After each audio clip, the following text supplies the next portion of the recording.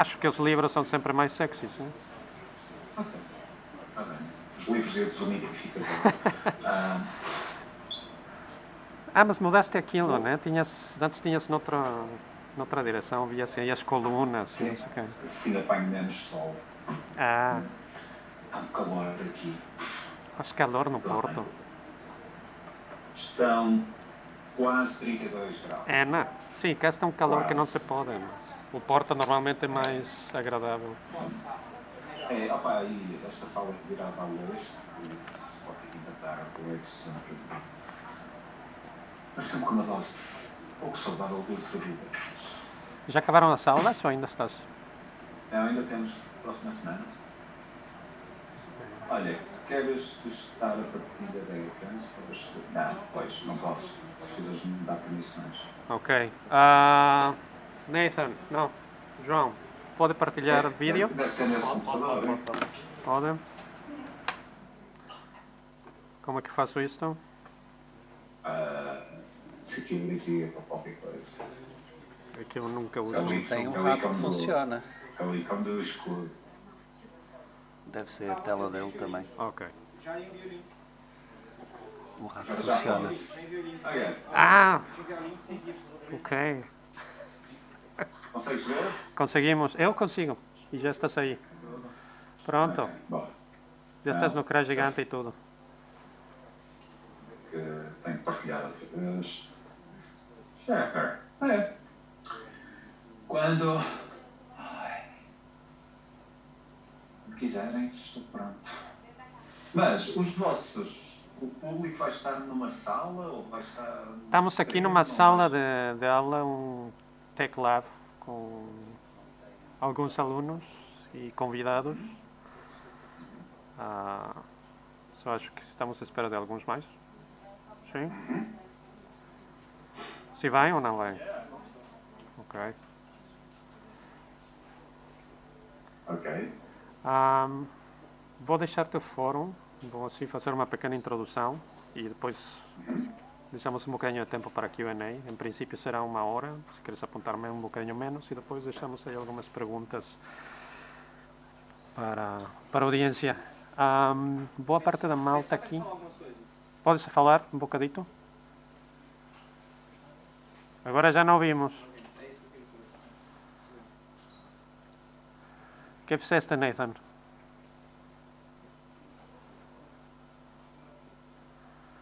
Bom, vou contando coisas. A malta é sobretudo de Creative Technologies, que é o curso aquele curso híbrido. E boa parte são de ciências informáticas, desenvolvimento de jogos e não sei o quê. Não tenho quem me cuide se fico doente, pá. Ainda não, estão a resolver aí alguma cena contigo. Estão a ser perfeccionistas. E sirva de interlúdio para que cheguem mais pessoas.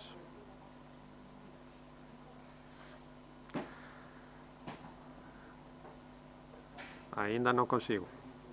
Tu estás a falar. Ok, já voltas. Está bem.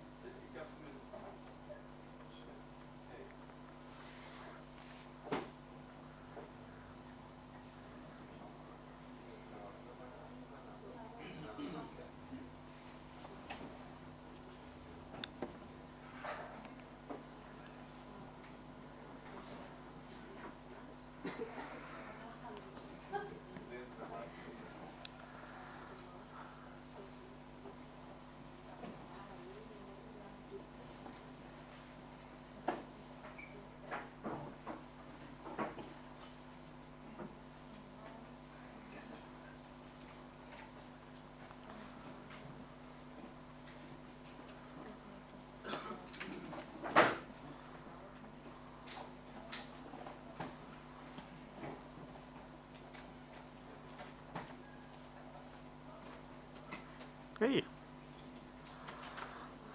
like the mustache. Thank you.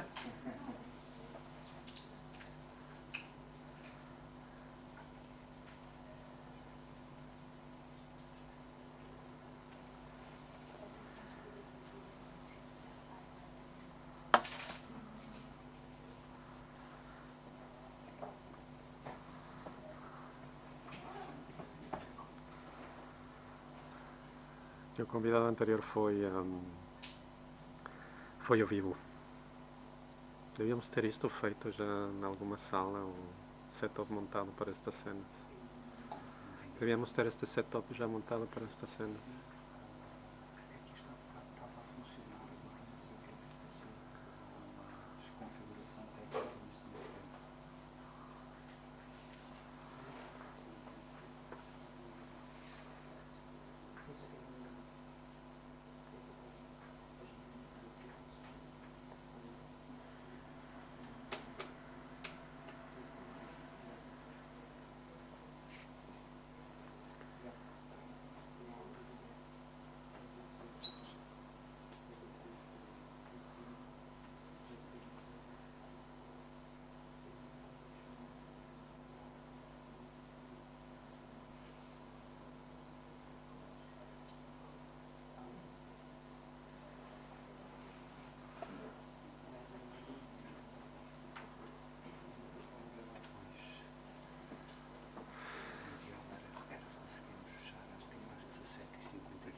Ok.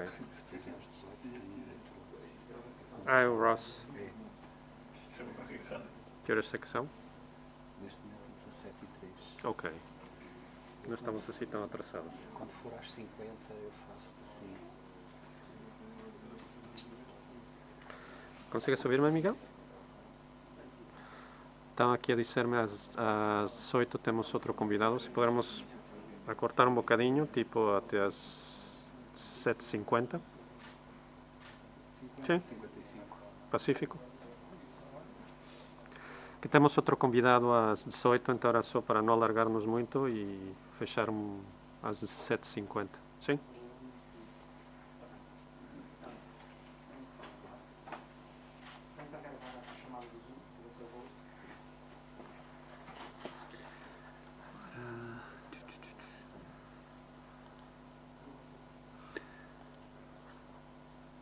Ok, it's recording. Ok. Já está a gravar?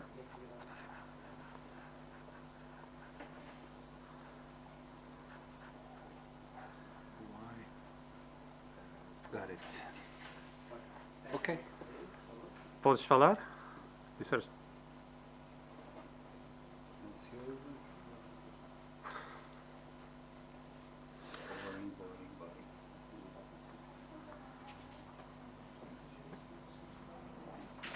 1, 2, 3.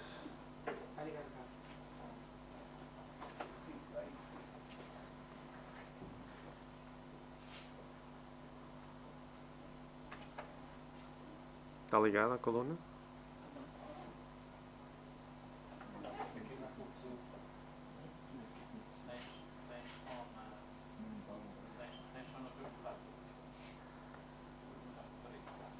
Não. Agora desativei o som porque estava a entrar pela... Agora está duplicado, já fechei.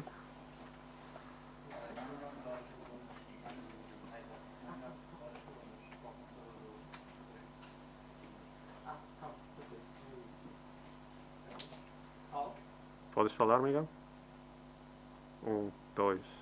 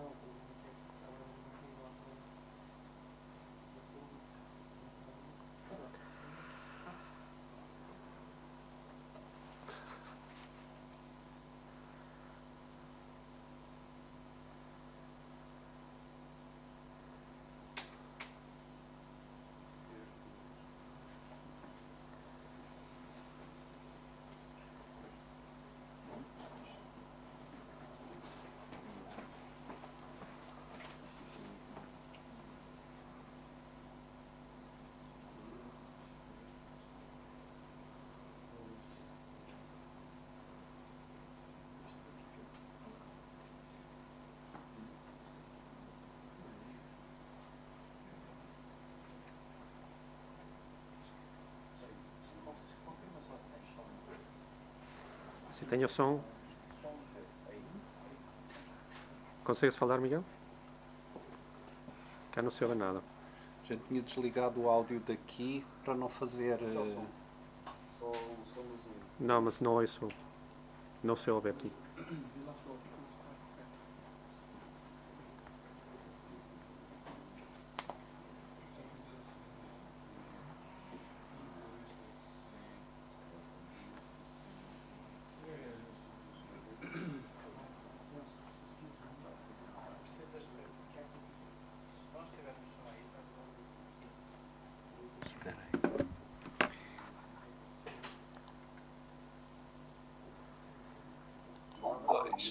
Aqui está.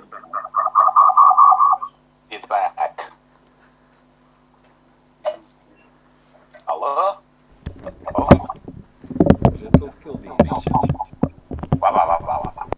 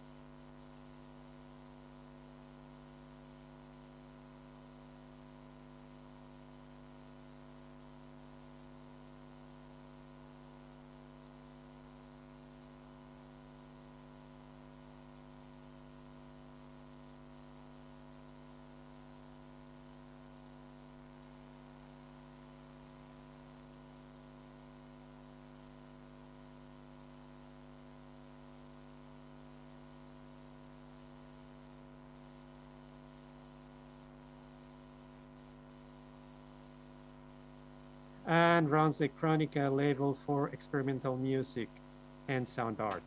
And the XCOX conference on computation, communication, aesthetics, and X.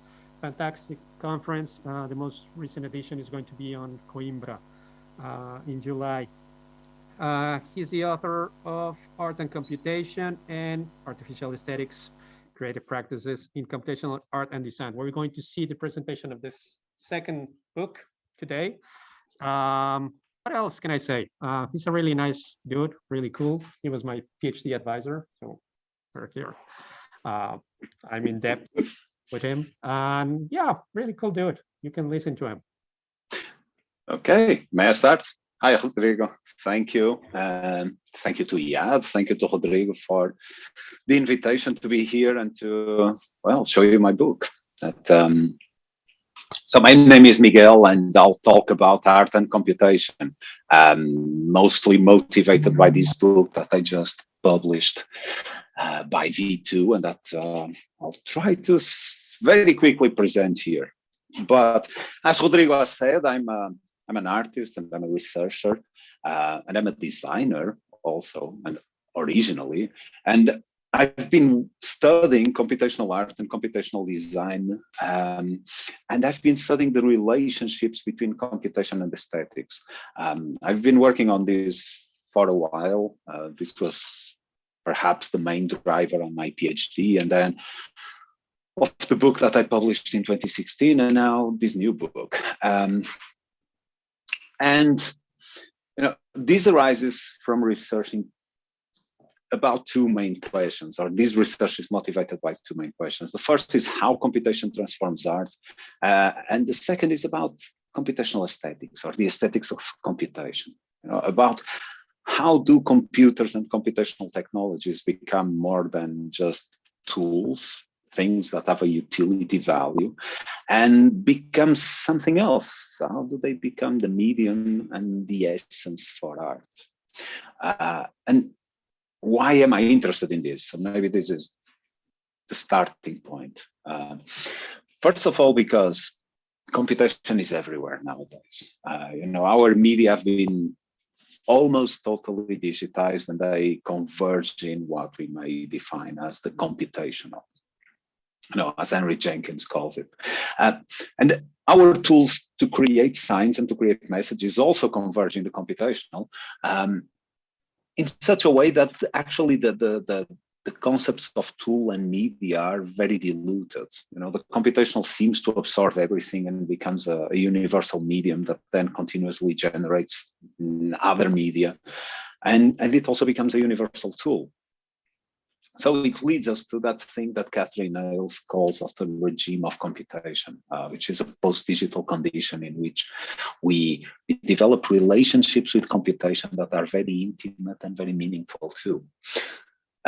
And this causes an ontological shift in our aesthetic relationships too, and in the experience of art, consequently, and allows the development of what truly seem to be new forms of art. Forms of art that are computational, that cannot exist without computation, and that above all are forms of art that express computation. But of course, that computation has been explored in art since a long time. And even if most of the procedural approaches are somewhat recent, we can discover examples of the usage of procedures, algorithms, or computations that go back hundreds of years or even thousands of years, as in this case.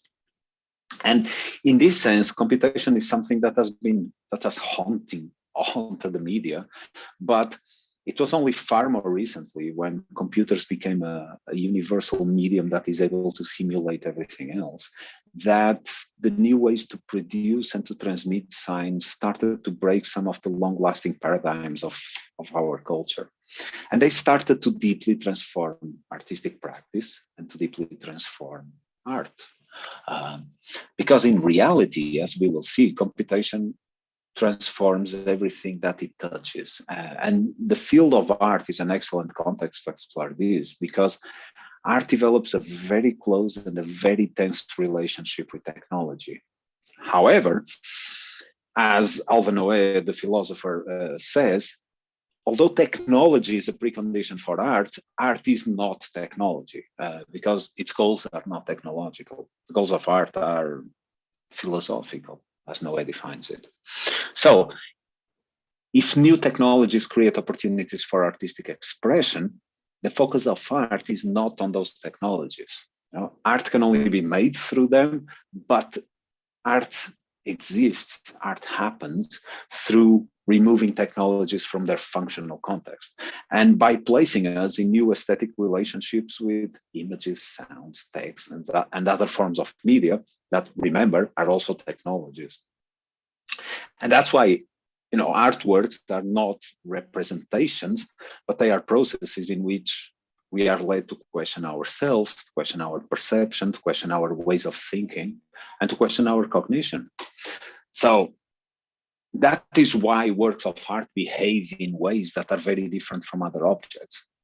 Functional things are, ready to hand. They are invisible. Because of that, they recede from us and they disappear from our conscious experience. And things only become present then when they stop working. They become present at hand, as Heidegger said, and become visible.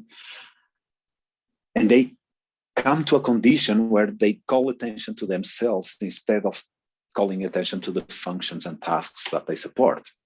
So, unlike functional things, works of art need to be objects of experience, because invisible things cannot work as art because they don't make us question what they are showing, or, even if they're trying to show anything at all.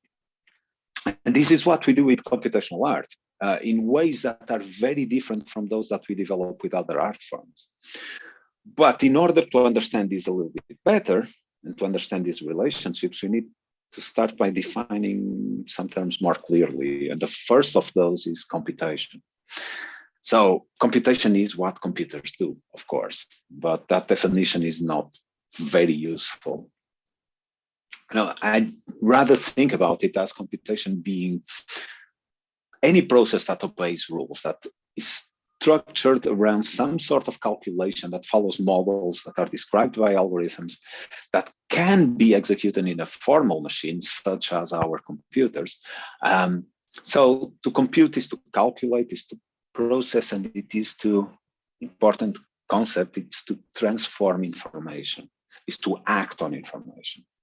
And this is something that digital computers can do, of course, but analog computers do, and other contexts can also, we can find other contexts outside of digital computers that can transform information.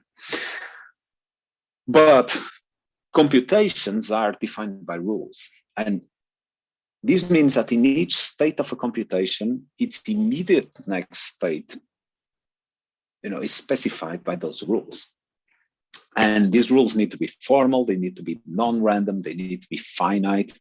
And what this implies is that computations are, on one hand, deterministic, but also that they can operate continuously. And in spite of being deterministic, they can be unbounded, meaning they can operate without ever stopping.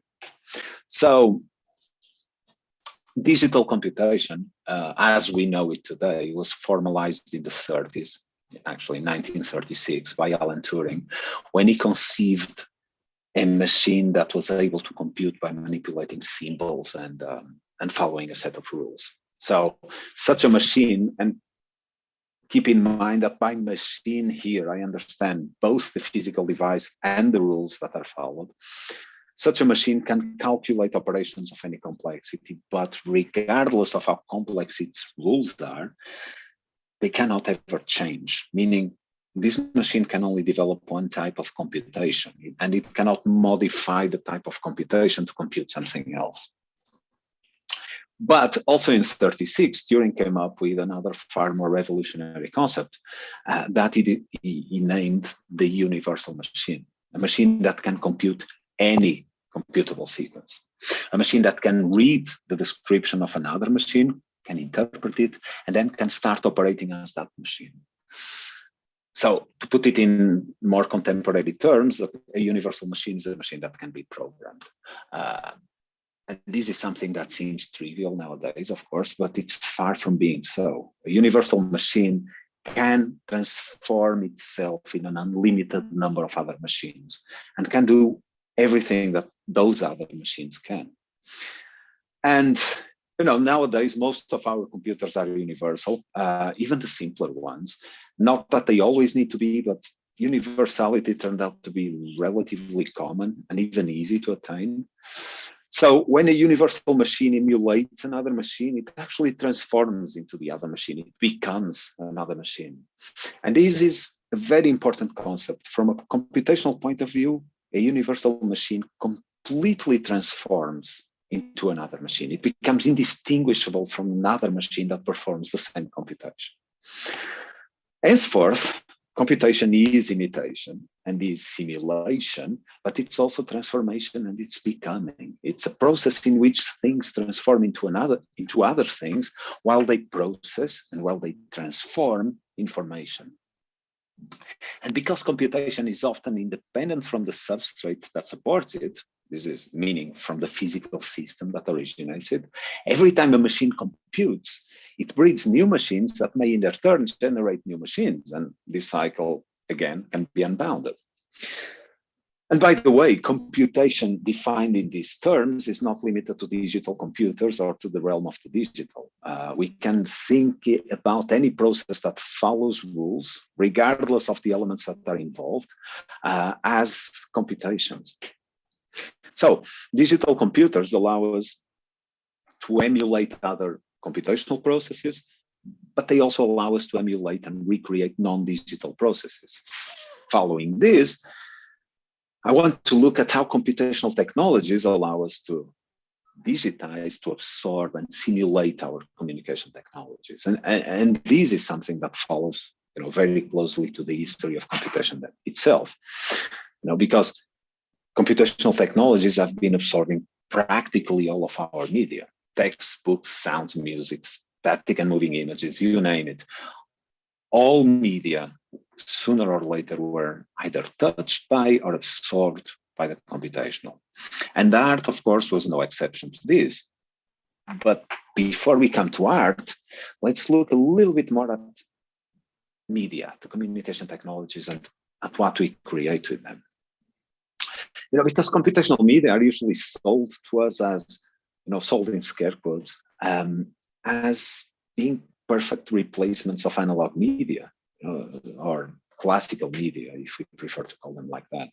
They are idealized as being better, cheaper, more trustworthy, more reliable. They promise a bunch of things: more resolution, more flexibility, more immersion, etc. Computation promises economy, speed, precision, and also, importantly, the possibility to replace our entire array of media and tools for computational alternatives.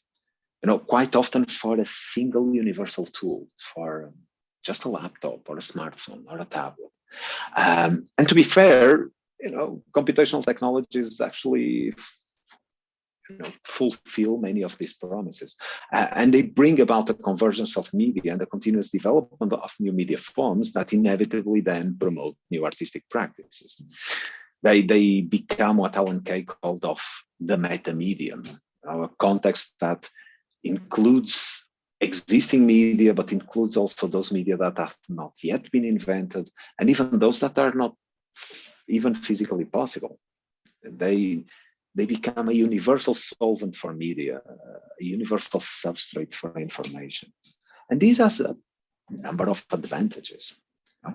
And because these technologies are also tools that we use to perceive and to feel in new ways, they end up revealing a new aesthetics to us. And this is the process that is allowed by procedurality and by the processing of information. It's allowed by the cognitive capability of these media, by the capacity that they have to act contingently, to assume active roles in a cognitive ecology that is shared with us and is shared with other forms of life. But while they do this, computational media are not neutral simulators. They, even when we try to use them to simulate analog media, they have a cognitive potential that inevitably is revealed through unpredictable behaviors that make computational media and computational art always be unpredictable and always be irreducible. Because they inevitably express computation. And as Shane Denson puts it, they are discorrelated. They make us question what a medium is, what it is to create with a medium and for a medium. And throughout many centuries, we thought of media as stable things. After all, that's what media are for, to stabilize information. But computational media actually lead us to something else. They lead us to continuous variation. They lead us to the ongoing development of new media through unprecedented articulations of their affordances. And nothing manages to escape this computational. Even classical media feel the impact of the computational because they are also produced computationally. And this causes, of course, big changes to our relationship with media. First of all, because media cease to be passive stores of information and they start being generative. They start being able to create information autonomously on their own. The medium has never before been so much the message. Computation, then, much as cognition, is a process. Computation is something that happens beyond the rules and beyond the mechanisms that instantiate those rules, but it's also something that may not exist without that capability to instantiate and to follow rules and to follow causal relationships.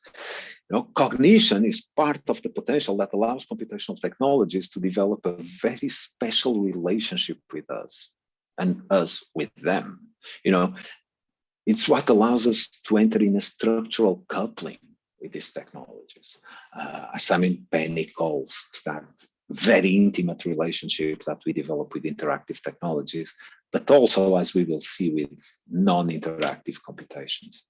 So computational technologies expand us with what we may define as a technological umwelt, a worldview and a model of the world that has a very strong impact in both ourselves, our society, and our culture, our art. And that's why computational art may seem strange, but in reality is quite intuitive. So what am I talking about when I talk about computational art? You know, I'm not talking about, I can't define it as art made with computational technologies. I can also not define it as art that is mediated by computational technologies, because in this day and age, then almost all contemporary art would be computational in some way. But maybe it makes sense to think about what computational art is following a different perspective. You know, following Peter Paul Verbeek, we can try to think about computational art from computation. So we can try to define computational art as art that is focused on the aesthetic relationships with computation.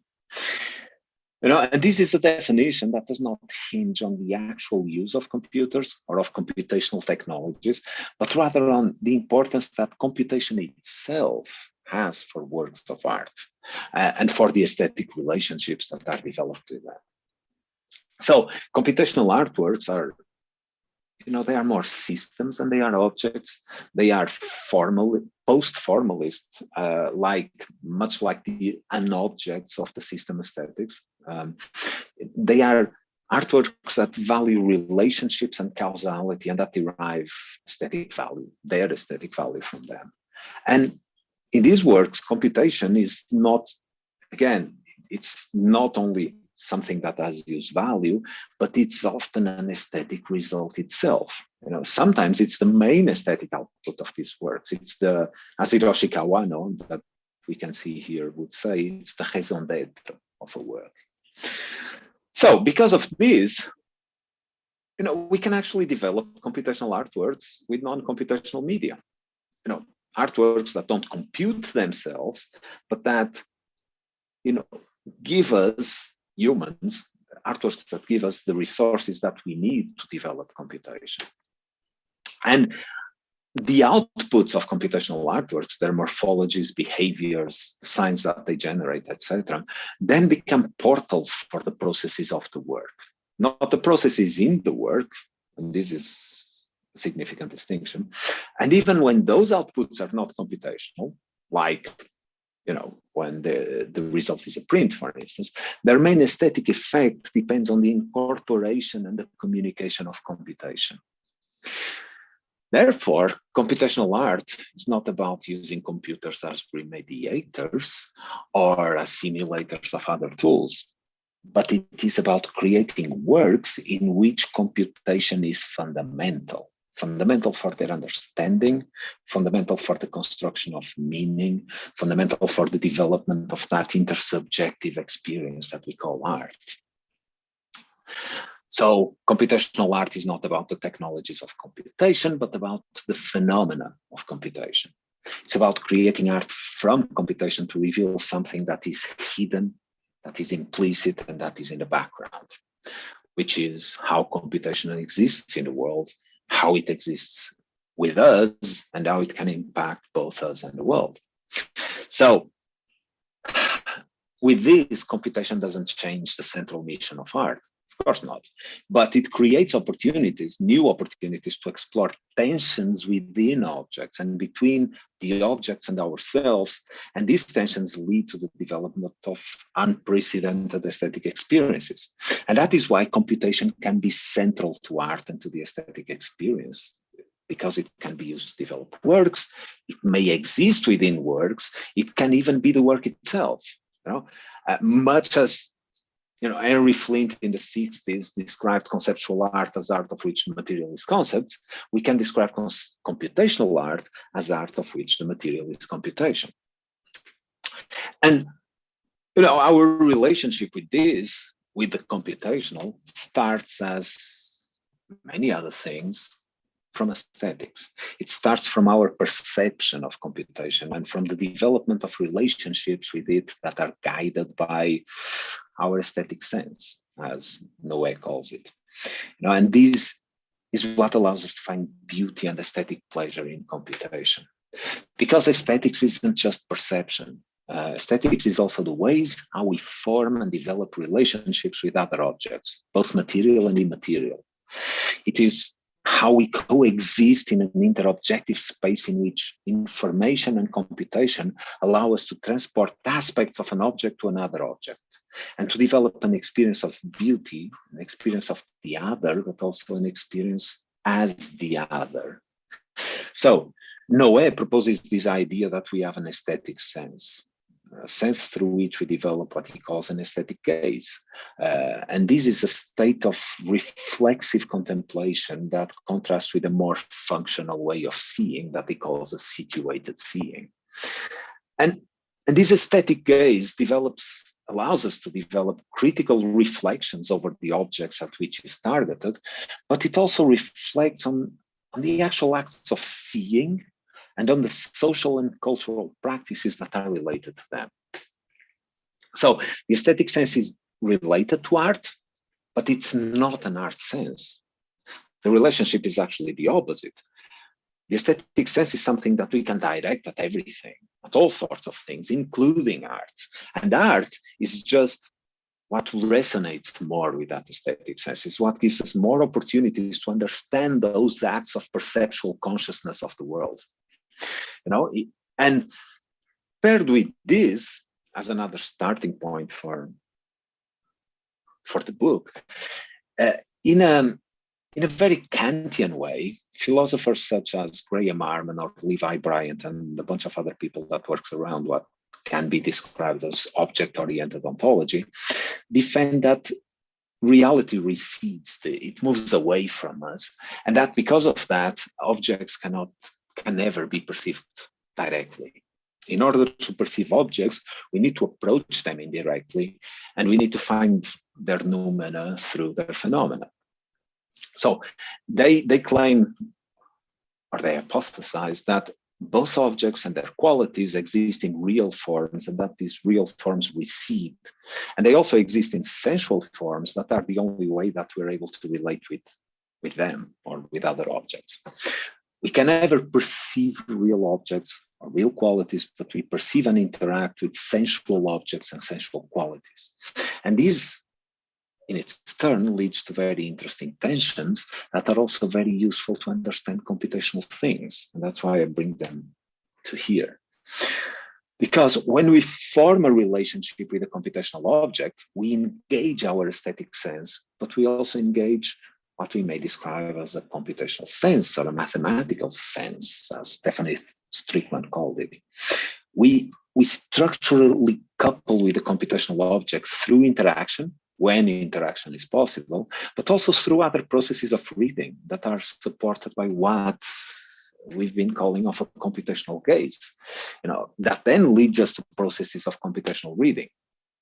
Because computational things always have some sort of a sensual surface, something we can perceive and that connects them to us and to other things also. But computational things, of course, don't end here. As Friedrich Naka points, computational things actually have a dual nature. And besides the sensual surface, they also have what he calls of a subface, a hidden computational level that is central to the object, that is generative and that controls the surface. So the subface is a black box to which we can have no access. And the sole way we can explore the subface is through the surface that it generates. It's through aesthetic involvement with the surface that our relationship with the computational then starts. Because this surface is a phenomenon of the subface. It is its appearance, its interface, but it's not part of it.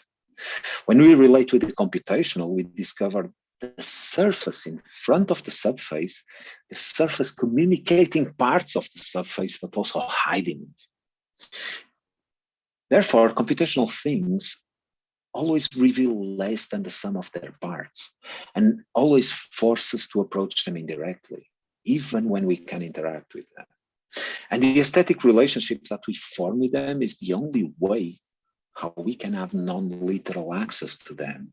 It's the only way how we can discover them through their sensual qualities.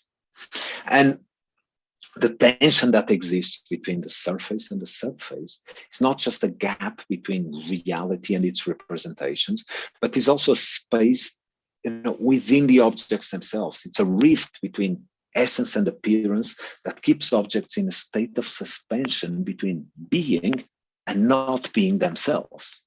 It's the tension that permits the development of the aesthetic experience. Because whenever we break this duality, we also break the rift. If we isolate the surface from the subface, we may be able to preserve a morphology, but we're not able to preserve the computation. And this is what happens, for instance, when we create signs and then transfer them to a non-computational medium such as a print. We congeal a morphology because we separate it from the subface. On the other hand, if the subface is present, then we can't really expect a regular morphology.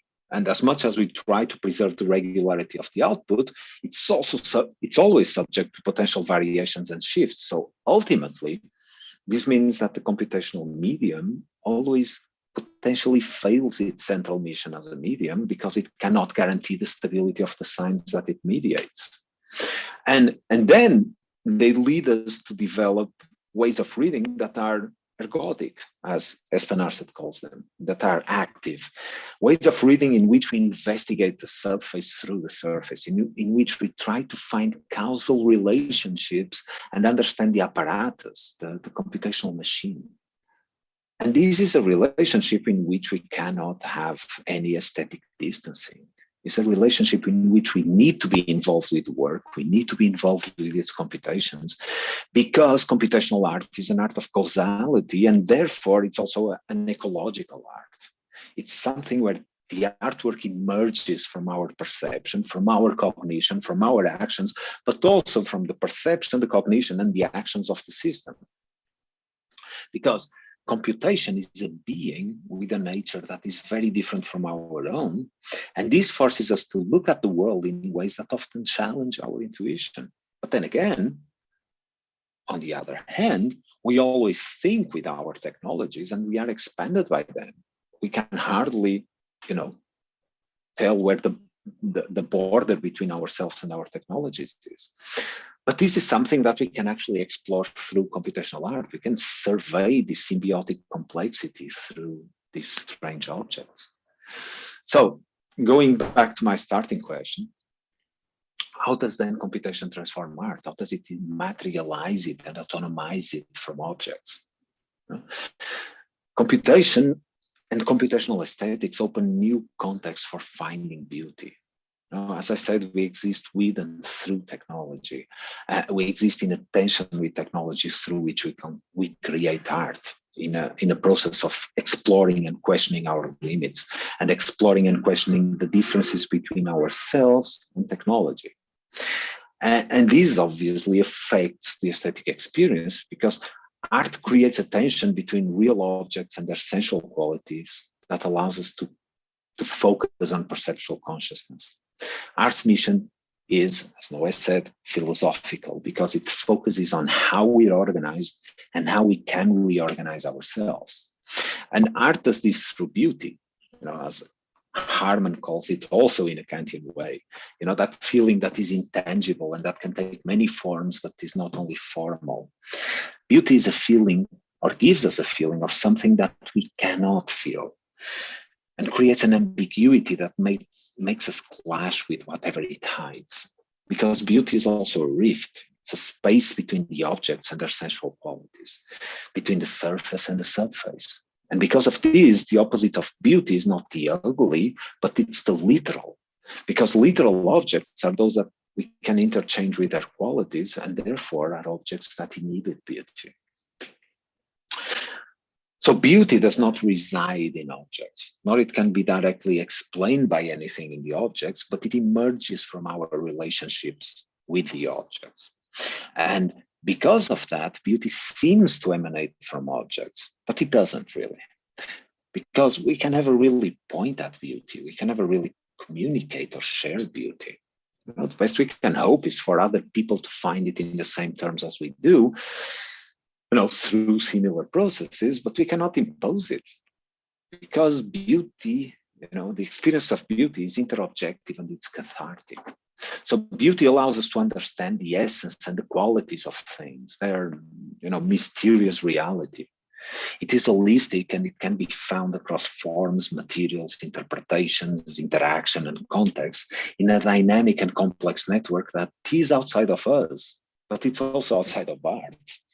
You know, beauty is irreducible, it's unique, and it's contingent.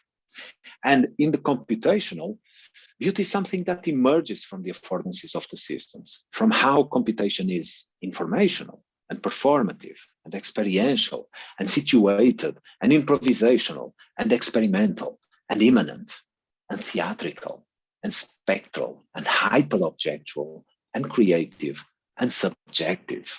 Of course, we don't have time to look at all of these in detail. I do that in the book, but the articulation of these affordances allow us to develop aesthetic experiences that are quite different from those that classical media promote.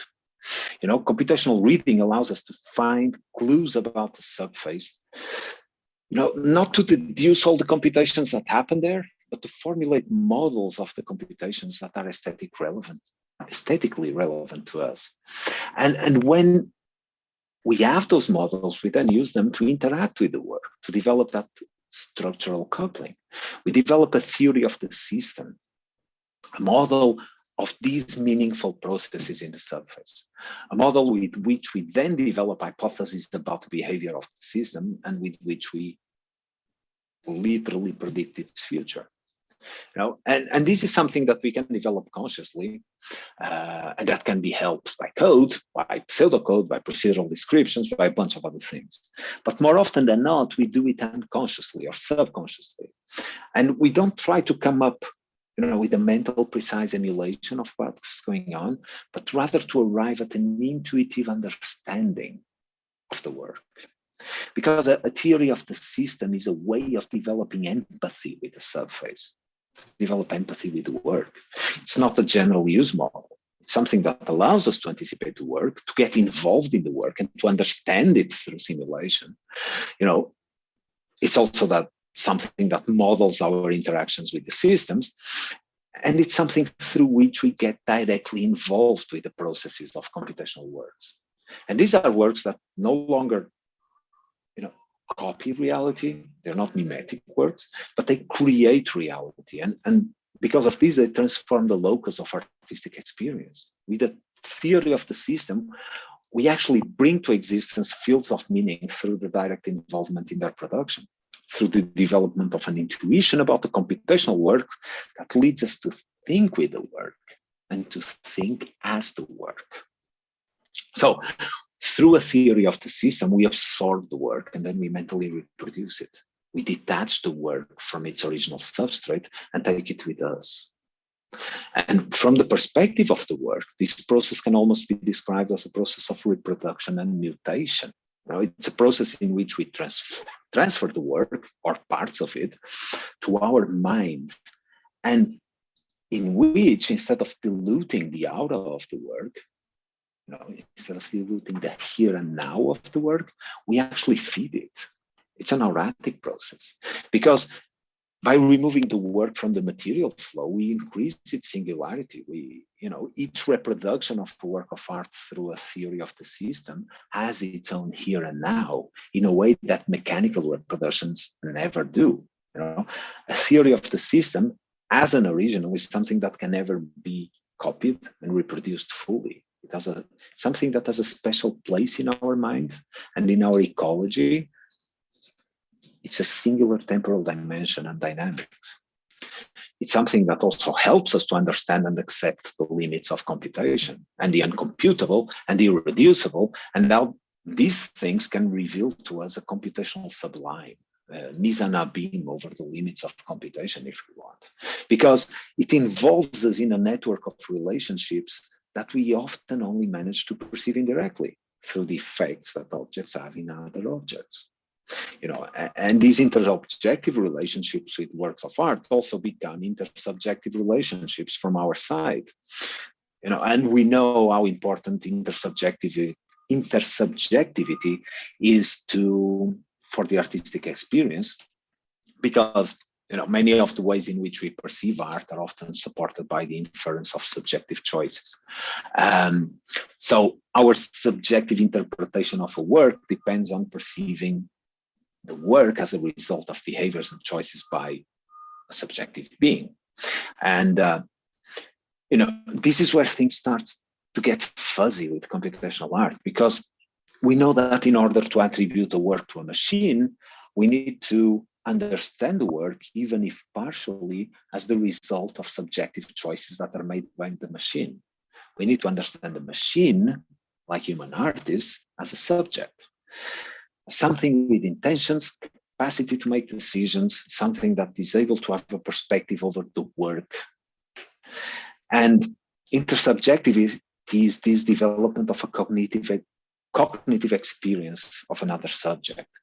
And this, of course, doesn't demand that the other subject is real, because intersubjectivity can manifest itself between readers and objects in the work, as long as those objects are understood as being conscious or as portraying consciousness. We can develop intersubjective relationships with the narrator of a story or with characters in a story. But in a computational work, the choices that we understand are not only choices by the author in the past, they are also choices that are made by the machines themselves as a consequence of their programs, of course.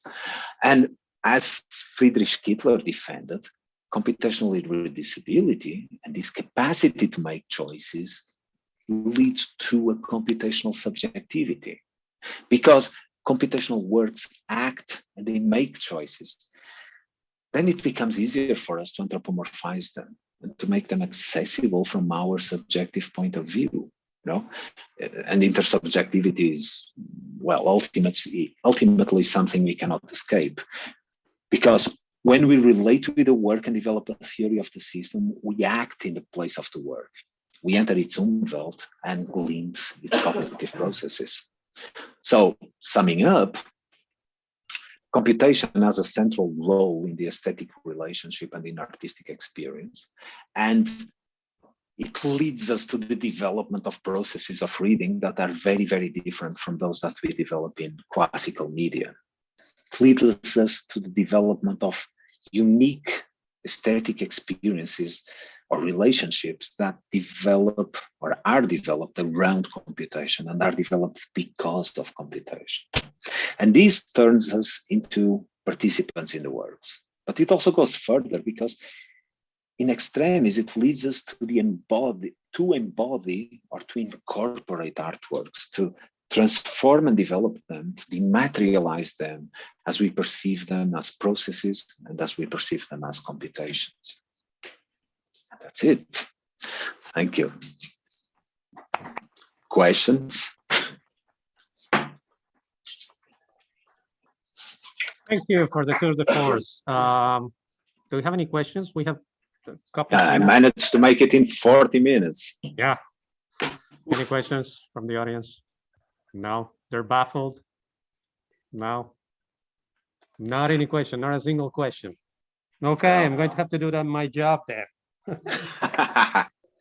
Okay, so I think it's a really comprehensive outline that you did here of the book. I had the opportunity to breeze through it. I think it's quite readable. It's also very accessible. You should, if you're interested in this type of way of being, I would say, regarding understanding what we do with computers and what computers do to us, I think it's a really approachable read. Really interesting. It has a lot of references. I know that some of the big words used here might seem complex, but eventually they're understandable. I think Miguel managed to cram a lot of very complex ideas into and give them in a very understandable way. So would it be like very reductive to say that doing art, computational art, it's essentially or fundamentally about understanding computation and what it does to us? Would you say that it's a very reductive way of putting it? No. Well, first of all, thank you, Rodrigo. And I may use that. I may quote you if I ever need, a blurb for the cover. It crams a lot of ideas in, 110 pages. No, of course, it's not only doing that. Computational art doesn't replace all the other goals of art, all the other functions of art. It expands them. That's it. That's what computation does. It doesn't, it doesn't make anything obsolete. It just opens up the field, and it opens up the field in ways that are pretty interesting and pretty unique. They're not better. They're just different. And they are complementary to what painting does or what all other art forms do, because they are ways that also resonate with our humanity, and that ultimately allow us to do the exact same thing that all the art does, which is to look ourselves in a mirror, if you want, but not through images, not through volumetric forms, not through narrative, for instance, but rather through this thing that is somewhat new to us culturally, but it's very pervasive, and that has been, if we follow Stephen Wolfram's hypothesis, it's been around since forever, because it has, but we haven't used it that much since forever. So yeah, if you put it that way, yes, it's a reductive way of defining it. But on the other hand, I'm trying to look at ways to define computational art by contrasting it with other approaches to art, which are then complementary to it. Okay, yeah. No, just I interrupted you. Sorry. No. Sorry, I was trying to find examples here where computational art or these computational aspects can actually be, and you find that in game art a lot. These things are intertwined with other things like pretty standard narrative, for instance, and causal relationships that depend on characters and depend on narrative sequences and stuff that we've been using in art since millennia, right?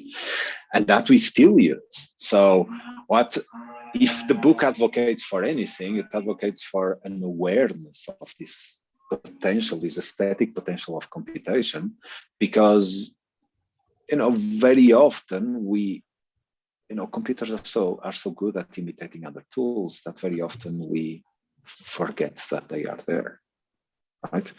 As creators, we forget that computers are present, and we forget that they have this potential that goes, that is far broader and far richer than just imitating other stuff. Although they do that very well, they excel at imitating. That's the main thing they do. Okay, thank you very much, Miguel. Where can we find you if we were interested in continue? And where's the last slide? Well, where's the last slide? I think it's in the thank you. Yes, okay. You can find me there. Somewhere there. Carvalhais.org and at Carvalhais. You can find him in Instagram. He posts interesting stuff there. Once again, I'm sorry, but I have to cut you short because we have a dude from the United States, and yeah. Oh, okay. Wow. But thank you very much. Once again. Thank you. We'll see you in Coimbra. Excoax in Coimbra, yes. Okay. It will be very good. Ciao. Bye. Thank you. Bye-bye.